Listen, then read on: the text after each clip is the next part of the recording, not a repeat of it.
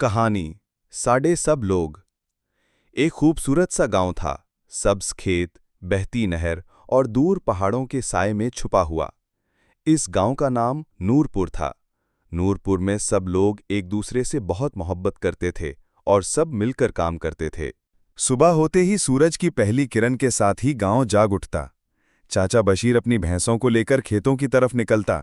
फुप्पू शमा हांडी चूल्हा संभालती और बच्चे स्कूल जाते जाते हंसते खेलते नजर आते। गांव के सब लोग काम में लगे रहते।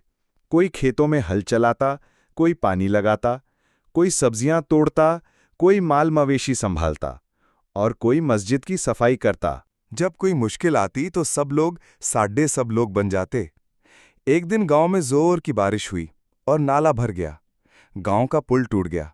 बच्चे स्कूल नहीं जा सकते थे, बुजुर्ग मस्जिद नहीं पहुंच सकते थे और दूध शहर ले जाना मुश्किल हो गया। लेकिन गांव वालों ने हिम्मत ना हारी। चचा बशीर ने आवाज लगाई, साढ़े सब लोग इकट्ठे हो जाओ। सब मर्द, औरतें, बच्चे, जवान, बुजुर्ग सब कुदालें, बेलचे, बांस लेकर आ गए। किसी ने मिट्टी ढोई, किसी ने पत्थर रखे, किसी ने पानी रोका। 3 दिन में सब ने मिलकर नया पुल बना दिया। फिर स्कूल की घंटी दोबारा बजी, मस्जिद से अजान आई और दूध वाला साइकिल लेकर शहर रवाना हुआ। सब ने शुक्र अदा किया और मुस्कुराकर कहा, साढ़े सब लोग जे नाल होण ते कदे भी मुश्किल नहीं रहंदी। अल्हम्दुलिल्लाह रब्बिल आलमीन।